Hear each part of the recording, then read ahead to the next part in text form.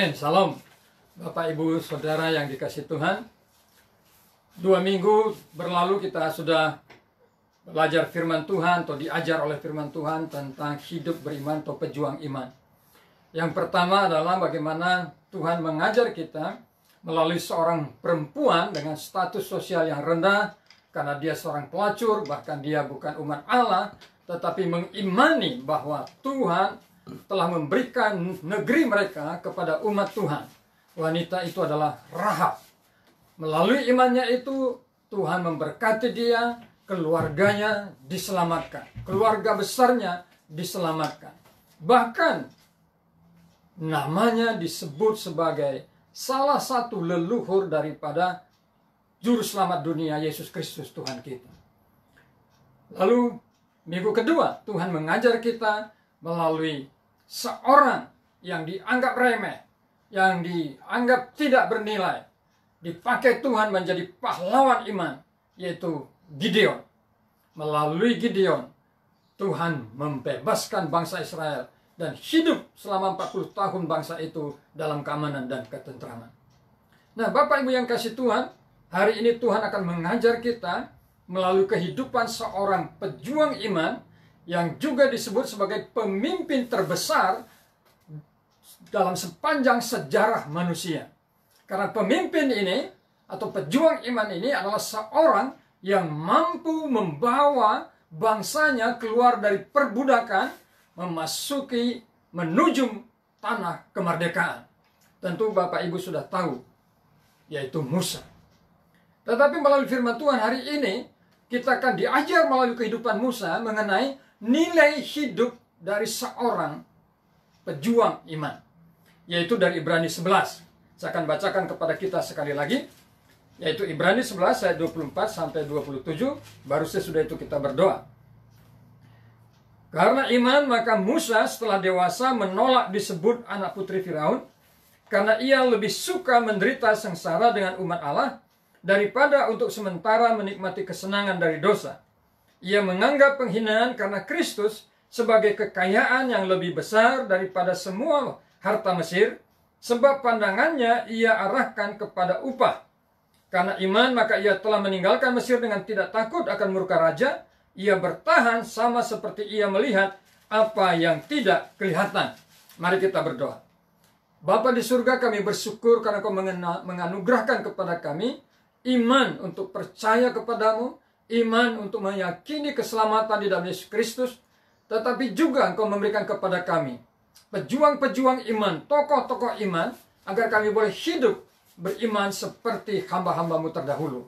Untuk itu kami berdoa Roh-Mu mengurapi hambamu, mengurapi seluruh jemaat-Mu, agar kami boleh sungguh Tuhan menangkap kebenaran firman-Mu, diberkati oleh kebenaran firman-Mu, didewasakan oleh firman-Mu, dan nama Tuhan Yesus dimuliakan.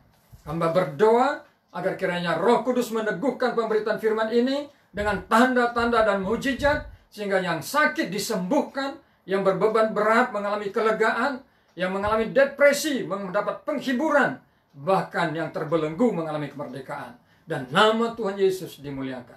Sembunyikan hamba-Mu di balik salib-Mu Tuhan, karena hanya Yesus saja yang ditinggikan dalam ibadah ini. Dalam nama Tuhan Yesus. Amin.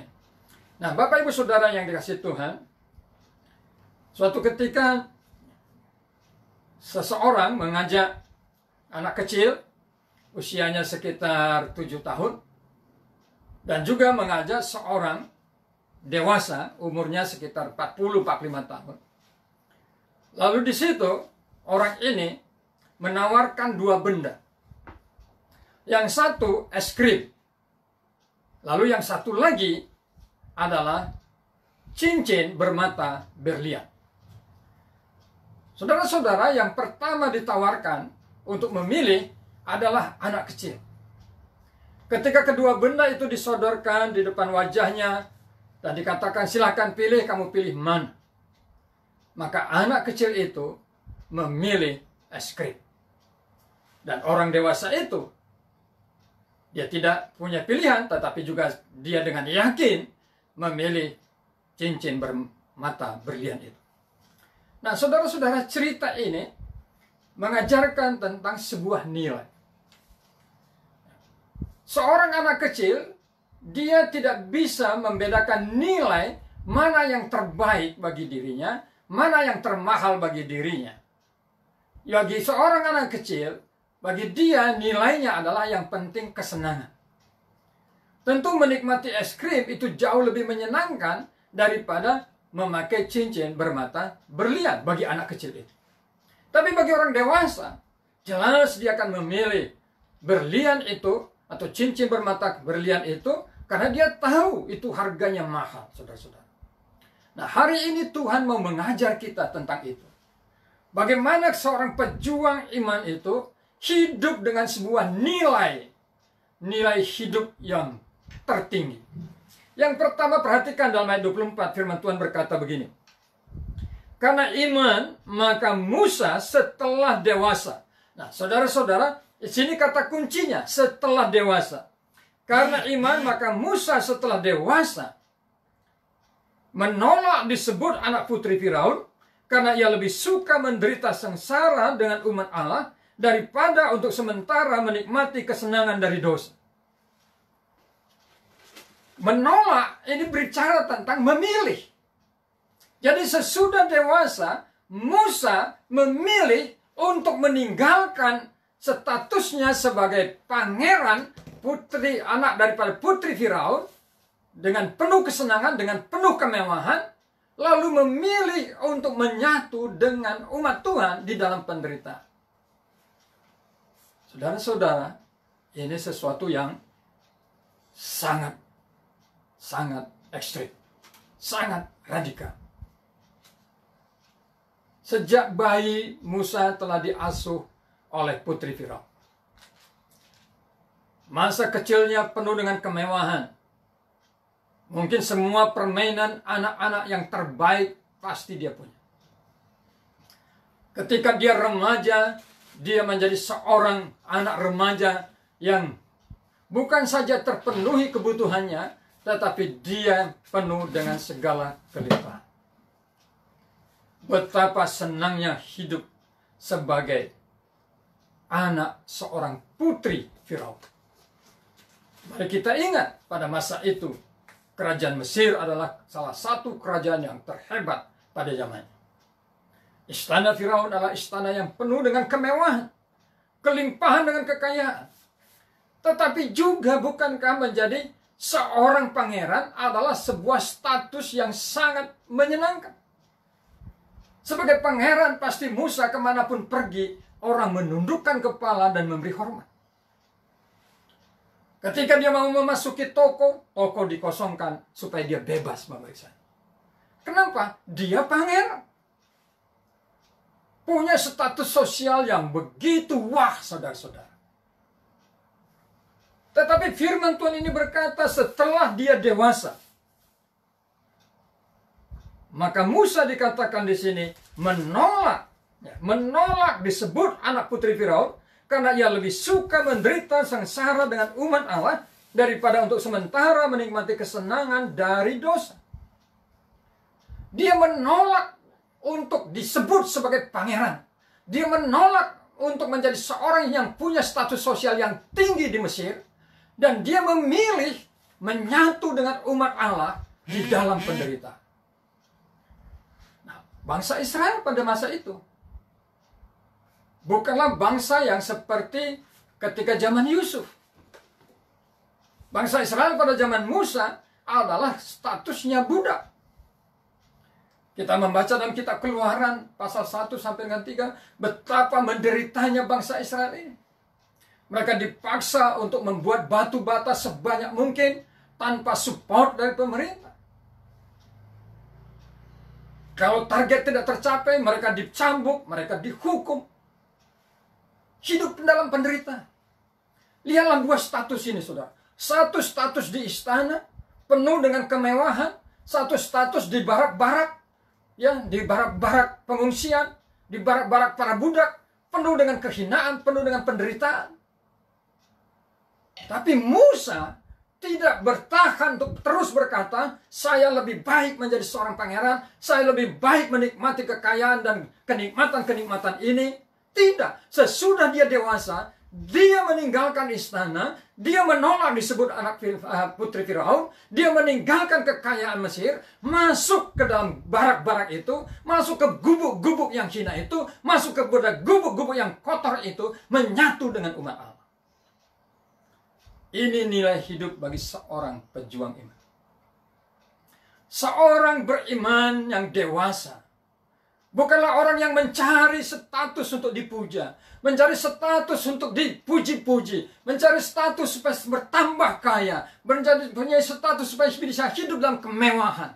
Tetapi seorang yang beriman adalah seorang yang menyatukan dirinya dengan orang yang menderita, supaya orang-orang itu bisa diselamatkan. Bukankah ini karakter Tuhan Yesus?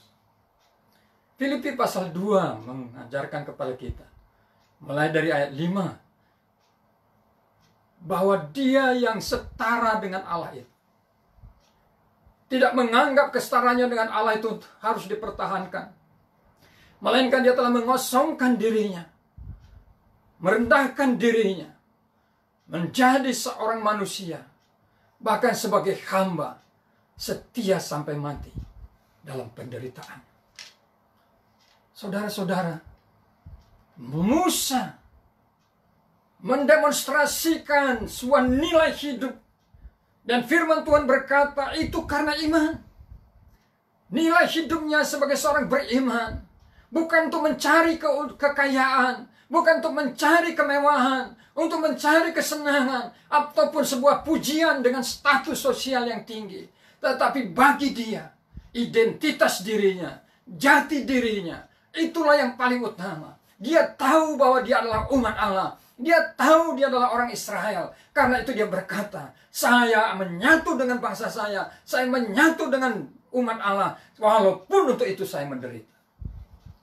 Saudara-saudara, ada banyak orang digoncangkan imannya karena penderitaan.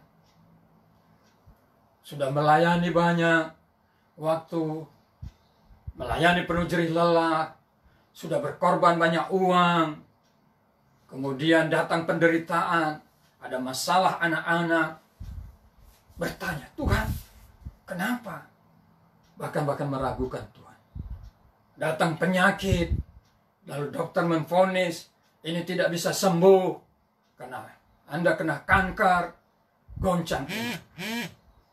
Kenapa, saudara-saudara? Karena iman itu selalu dihubungkan tentang mujizat. Iman itu selalu berbicara, kalau kita berkata di dalam kehidupan sehari-hari, itu bicara tentang mujizat kesembuhan dari kanker, mujizat dicukupkan oleh Tuhan, mujizat bahwa Tuhan menolong dalam persoalan. Kita tidak pernah berpikir bahwa beriman itu juga resikonya adalah menderita. Saya tidak menolak mujizat Tuhan, saudara. Saya pernah bersaksi bahwa saya mengalami mujizat Tuhan. Agustus yang lalu sebagai salah satu mujizat kesembuhan yang saya terima. Saya percaya kuasa Tuhan sanggup menyembuhkan separah apapun penyakit seseorang. Saya percaya kalaupun dokter sudah memvonis mati, masih ada peluang untuk hidup. Karena dalam Tuhan, orang mati pun bisa dihidupkan. Saya percaya itu. Tetapi juga mari kita memiliki sebuah nilai hidup. Kalaupun penyakit itu tidak disembuhkan, saya tidak berhenti menyembah Tuhan, saya tidak berhenti melayani Tuhan. Saudara ingat pernyataan daripada teman Daniel, Sadrah, Mesak, dan Abednego ketika mereka diancam oleh Raja Nebukadnezar akan dibuang atau dilemparkan masuk ke dalam perapian kalau mereka tidak menolak, kalau mereka tetap menolak menyembah patung Nebukadnezar. Mereka berkata apa, saudara? Mereka berkata, ya Tuanku Raja, seandainya Allah kami bisa menyelamatkan kami, kami tetap menyembah Dia. Tetapi seandainya Allah kami tidak sanggup menyelamatkan kami, saya ulangi, seandainya Allah kami tidak sanggup menyelamatkan kami, sekali-kali kami tidak akan pernah menyembah patung Raja Nebukadnezar. Risikonya apa? Mereka dilemparkan, saudara, ke dalam perapian itu. Tetapi kita tahu, mujizat terjadi Satu helai rambut pun, rambut mereka tidak ada yang terbakar. Bahkan Alkitab berkata bau asap pun tidak ada dalam tubuh mereka. Tetapi sebelum mujizat itu terjadi, mereka punya nilai hidup. Mereka berkata yang penting bagi kami adalah menyembah Allah kami. Menyembah Yahweh Elohim. Kami tidak mau menyembah patung raja. Dan mereka dilemparkan. Mari miliki nilai hidup itu. Lebih baik menderita bersama umat Tuhan daripada hidup dalam kesenangan di dalam dosa, kesenangan di dalam sebuah kejahatan, kesenangan di dalam sebuah status duniawi yang tidak memuliakan Tuhan. Ini tidak berarti saudara, sebagai orang Kristen tidak boleh jadi anggota DPR.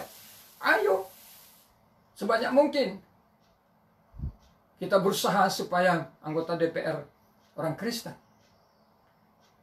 Tetapi kalau saudara ingin menjadi anggota DPR supaya hidup bersenang-senang, hidup di dalam dosa, lalu saudara lebih bangga dengan itu daripada hidup sebagai orang Kristen yang menderita, itu semua sia-sia.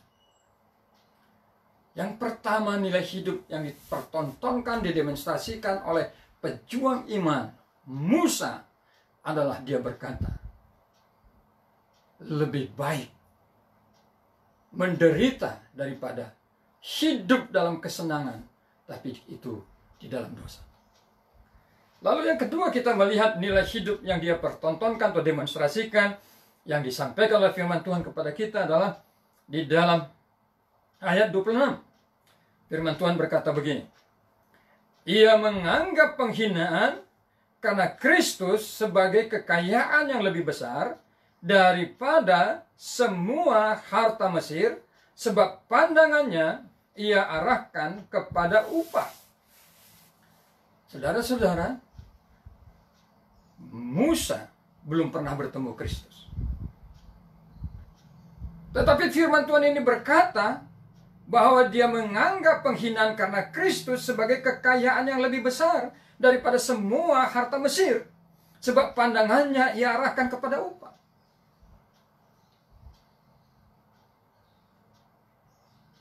Saudara-saudara, ketika Petrus dan Yohanes akan beribadah ke bait suci,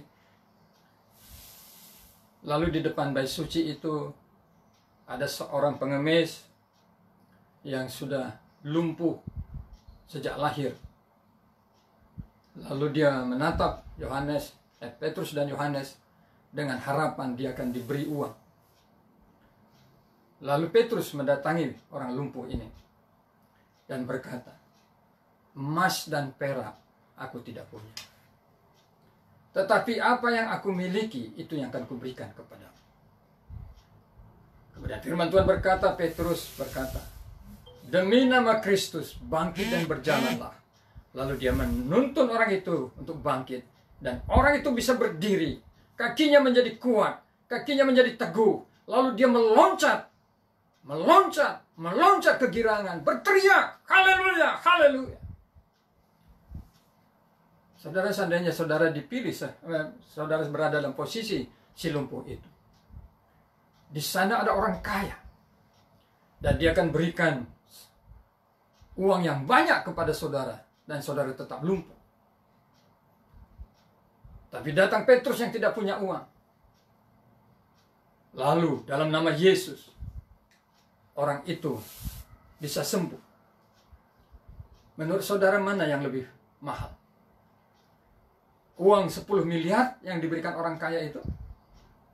Atau kaki yang bisa berdiri teguh itu lebih mahal? Saudara-saudara yang kasih Tuhan, sering sekali sebagai orang Kristen ada yang berkata seperti ini, kalau Tuhan itu kaya, kenapa saya miskin? Saudara-saudara, kebaikan Tuhan, ukuran kuasa Tuhan, ada banyak kali kita ukur berdasarkan kekayaan yang material. Kita mengukur bahwa hidup yang beriman itu adalah kalau saya punya tabungan yang banyak, kalau saya punya rumah yang bagus, kalau saya punya mobil yang bagus. Saya lupa nama satu pendeta di Amerika yang membuat kesaksian dari penjara. Di mana pendeta ini sebelum masuk penjara adalah seorang pendeta yang selalu berkata bahwa sebagai orang beriman engkau harus hidup di dalam kelimpahan. Sebagai orang beriman engkau harus hidup di dalam kekayaan. Lalu akhirnya dia ditangkap karena memalsukan pajak, saudara. Kalau di Amerika orang memalsukan pajak masuk penjara. Kalau di Indonesia saya belum pernah dengar itu. Nah, pendeta ini yang kaya raya akhirnya masuk penjara. Lalu di penjara dia membuat pengakuan bahwa dia telah mengajarkan sebuah ajaran yang sesat. Bahwa hidup beriman dibuktikan dengan hidup dalam kekayaan. Dia berkata kalau ukuran kekayaanlah maka orang itu beriman. Bukankah para germo-germo yang hebat itu lebih kaya daripada pendeta yang paling kaya? Bukankah bos-bos narkoba itu lebih kaya daripada pendeta yang paling kaya? Karena itu dia meralat ajarannya yang sudah lama diajarkan itu. Tapi orang sudah banyak tersesat oleh ajarannya itu. Tapi kita bersyukur bahwa dia artinya bertobat. Di sini kita diperhadapkan dalam sebuah nilai dalam pikiran kita. Nilai dalam paradigma kita. Nilai dalam hati kita. Seberapa berhargakah Yesus di dalam hidupmu? Seberapa mahalkah Kristus di dalam hidupmu? Firman Tuhan ini berkata begini. Ia menganggap penghinaan karena Kristus sebagai kekayaan yang lebih besar daripada semua harta Mesir. Sebab pandangannya ia arahkan kepada upah. Saudara-saudara, kalau kita menelusuri kitab Keluaran, lalu kita baca buku-buku arkeologi tentang Mesir pada zaman kejayaannya, Ramses II, maka itu adalah negara yang kaya, emasnya luar biasa, saudara-saudara. Tetapi firman Tuhan ini berkata, seandainya dikumpulkan semua harta kekayaan daripada Mesir itu, yang begitu berlimpah-limpah, emasnya yang berkilauan, batu-batu mulianya yang berkilauan, bukan kilauan, kilauan. Firman Tuhan berkata, Musa menganggap itu jauh lebih murah dibandingkan dengan Kristus. Firman Tuhan ini berkata adalah sebuah penghinaan terhadap Kristus. Kalau saya, kata Musa, lebih mengutamakan kekayaan, lebih mengutamakan akan harta, lebih mengutamakan akan kemewahan. Jadi bagi saudara yang selama ini dan saya yang selama ini mengejar kekayaan, mengejar kemewahan, apakah itu dalam bentuk-bentuk tempat ibadah maupun yang lain, coba pertimbangkan, bukankah kita sedang menghina Kristus? Adalah penghinaan. Ia menganggap penghinaan karena Kristus sebagai kekayaan yang lebih besar daripada semua harta Mesir. Sebab pandangannya ia arahkan kepada upah. Saudara-saudara, coba ingat apa yang dikatakan Tuhan Yesus. Apa gunanya engkau memiliki seluruh dunia ini jika engkau kehilangan apa? Nyawamu.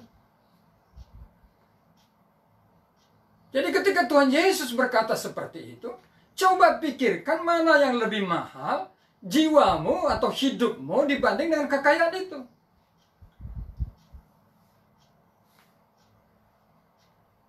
Ya, saudara-saudara, hidup tanpa kekayaan juga memang menderita.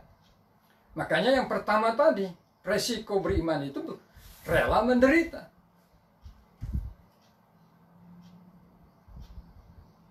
Tetapi selama saudara tidak memiliki nilai ini, bahwa hidupku adalah lebih mahal daripada kekayaan, maka saudara tidak akan pernah bisa melihat harga Kristus. Kristus itu jauh lebih berharga dibanding daripada kekayaan dunia ini.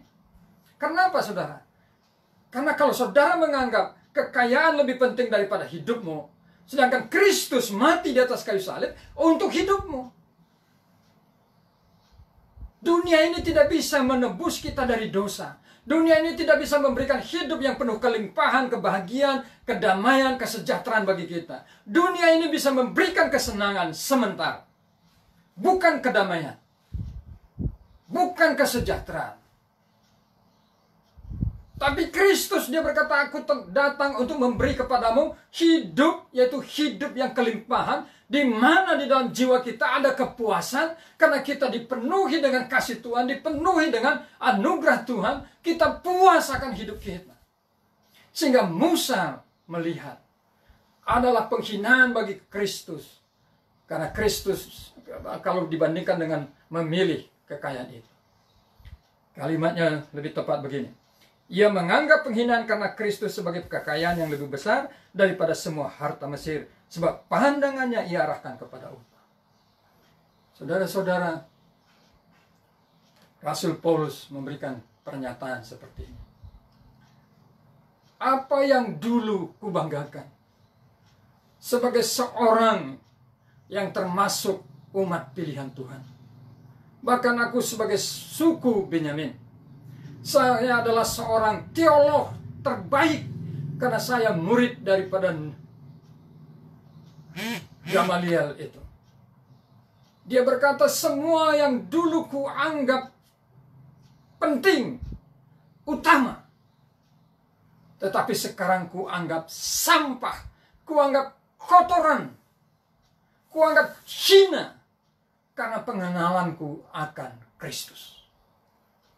Saudara-saudara yang dikasihi Tuhan, pejuang iman akan masuk kepada level itu, baru dia bisa rela berkorban, baru dia bisa menjadi pejuang iman yang sejati. Tetapi kalau dia menjadi seorang anak-anak, tidak pernah dewasa, dia akan terus mengejar es krim itu. Dia menangis karena es krim, dia menuntut demi es krim. Tetapi orang yang dewasa, dia lihat mana yang lebih bernilai. Kristus itu jauh lebih bernilai dari hidupmu. Dan hidupmu itu jauh lebih bernilai daripada kekayaan dunia ini. Hidupmu itu jauh lebih bernilai daripada kebanggaan di dunia ini. Dan Kristus telah menyelamatkan hidupmu dari murka Allah. Karena itu mari miliki sebuah paradigma bahwa Kristus itu adalah harta yang lebih berharga daripada kekayaan dunia ini. Nilai yang pertama, lebih baik menderita daripada hidup di dalam kesenangan dalam dosa. Yang kedua, Kristus adalah harta yang lebih berharga daripada hidupku, bahkan dunia ini. Lalu yang ketiga, saudara, di dalam Ibrani 11 ayat 27, firman Tuhan berkata begini. Karena iman maka ia telah meninggalkan Mesir dengan tidak takut akan murka raja. Ia bertahan sama seperti ia melihat apa yang tidak kelihatan. Saudara-saudara yang dikasihi Tuhan, ketika Musa ingin kembali kepada bangsanya yang menjadi budak itu, dia melihat sebuah peristiwa di mana sesama orang Israel, ada dua orang laki-laki berkelahi. Lalu dia datang mendamaikan dan berkata, bukankah kalian bersaudara? Mengapa harus berkelahi? Tetapi yang satu tidak terima dan marah kepada Musa. Maaf saudara-saudara, itu episode yang kedua. Episode yang pertama adalah di mana seorang mandor Mesir itu menganiaya seorang Israel. Ya, mandor Mesir ini menganiaya orang Israel dan Musa melihat. Dia marah, dia bela orang Israel itu. Dia pukulin mandor itu dan mandor itu mati. Lalu mandor itu jenazahnya dikubur di dalam pasir. Lalu Musa berpikir itu aman, tidak akan menjadi masalah. Lalu suatu hari lagi dia datang ke tempat orang Israel dan dia lihat dua orang Israel berkelahi. Lalu ketika dia coba mendamaikan, yang satu berkata, emangnya lu siapa? Lu mau bunuh gua seperti engkau membunuh orang Mesir? Oh, saudara-saudara, itu mengejutkan Musa. Rupanya pembunuhan yang dia lakukan itu sudah tersiap. Saudara-saudara, dia melarikan diri. Dan ingat, itu kerajaan Mesir yang penuh kuasa. Musa bisa dikejar. Tapi dia tidak takut. Dia tetap meninggalkan raja. Firman Tuhan ini berkata, karena iman maka ia telah meninggalkan Mesir dengan tidak takut akan murka raja. Ia bertahan seperti ia melihat apa yang tidak kelihatan. Saudara-saudara yang dikasihi Tuhan, orang beriman tidak takut akan kematian. Orang beriman tidak takut terhadap manusia. Bagi dia lebih takut kepada Tuhan daripada takut kepada manusia. Rasul Paulus dalam Galatia pasal 1 berkata,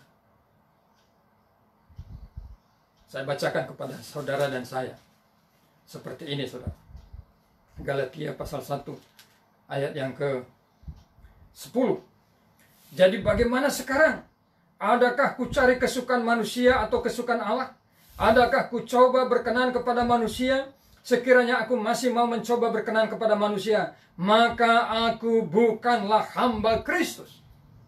Saudara, nilai yang ketiga, kita harus memiliki sebuah paradigma, sebuah nilai hidup, bahwa takut kepada Tuhan itu lebih utama daripada takut kepada manusia.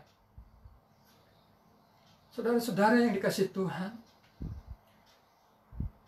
sebagai hamba Tuhan saya punya pengalaman banyak tentang pengalaman bagaimana harus bersikap antara takut dan hormat kepada pimpinan. Ada banyak orang tidak berani berbicara tentang kesalahan pimpinan.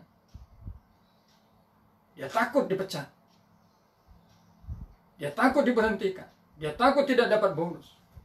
Dia takut tidak dapat promosi. Dan itu juga ada di gereja, saudara.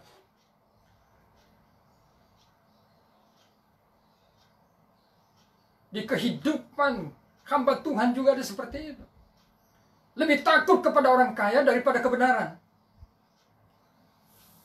Saudara-saudara, saya bersyukur Tuhan memberikan ada banyak orang yang mendukung kami dalam keluarga dan pelayanan. Dan mereka baik. Tapi itu tidak membuat kami harus takut untuk berbicara kebenaran kepada mereka. Kita harus berani untuk menyatakan kebenaran. Apa yang dikatakan Tuhan. Kita harus lebih takut kepada Allah daripada manusia. Saudara-saudara yang kasih Tuhan, Musa memiliki nilai hidup itu. Tetapi bukan hanya Musa. Itu juga yang dilakukan Rahab. Dia tahu, dia meyakini bahwa Tuhan telah menyerahkan negerinya kepada bangsa Israel. Karena itu dia tidak takut kepada raja kota Jericho itu. Dia tidak takut ditangkap. Dia tidak takut kalau ketahuan lalu dibunuh. Dia tidak takut. Begitu juga dengan Gideon. Dia tidak takut, saudara-saudara. Ketika dia merubuhkan dari mesbah daripada Baal itu, dia memotong kayu-kayu Baal itu, dia membakarnya, dia tidak takut. Kenapa? Tuhan menyuruh dia melakukan itu. Mari menjadi seorang Kristen yang lebih takut Tuhan daripada kepada manusia, lebih takut kepada firman daripada kepada perkataan manusia. Begitu juga dalam hal ketika dokter berkata, stadium 4. Saudara langsung takut. Padahal Kristus berkata apa? Jangan takut, percaya saja. Ayo miliki itu. Pegang janji Tuhan, percaya saja. Jangan takut, percaya saja. Mari kita jalani hidup ini seperti itu, saudara. Nilai hidup seorang pejuang iman. Yang pertama adalah lebih baik menderita menjadi orang percaya daripada hidup dalam kesenangan dosa. Yang kedua, Kristus adalah harta yang lebih berharga daripada hidup kita dan daripada dunia ini. Yang ketiga, lebih takut kepada Tuhan daripada kepada manusia. Tuhan kiranya membawa kita kepada kedewasaan iman dengan memiliki nilai hidup seperti ini. Maukah saudara memiliki nilai hidup seperti itu? Maukah saudara menjadi pejuang iman yang dewasa? Maukah saudara menjadi orang beriman yang dewasa? Ketika saudara menjalani hidup sebagai orang dewasa, engkau tidak akan dipermalukan. Engkau tidak akan dihinakan. Engkau akan dimuliakan bersama dengan Tuhan. Dia adalah Tuhan yang berjanji, berfirman, bahwa orang yang percaya kepadanya tidak akan dipermalukan. Tuhan memberkati. Mari kita berdoa. Bapa di surga, mampukanlah kami untuk memahami kebenaran firman ini, bahkan melakukannya dalam hidup kami. Bahwa lebih baik menderita dalam kebenaran daripada hidup bersenang-senang di dalam dosa. Bahwa Kristus adalah lebih berharga daripada harta dunia ini. Dan lebih takut kepada Tuhan daripada kepada manusia. Terima kasih Tuhan. Biarlah kebenaran firman Engkau teguhkan, Engkau meteraikan. Apabila di antara jemaat-Mu ada yang sedang mengalami pergumulan, dan dia melihat persoalan-persoalan itu begitu besar, biarlah ia percayakan firman bahwa Engkau Tuhan yang akan bertindak untuk menolong dan menyelamatkan. Bagi mereka yang mungkin dalam keadaan sakit, mungkin divonis oleh dokter dengan vonis yang keras, biarlah mereka boleh percaya perkataan Kristus, jangan takut.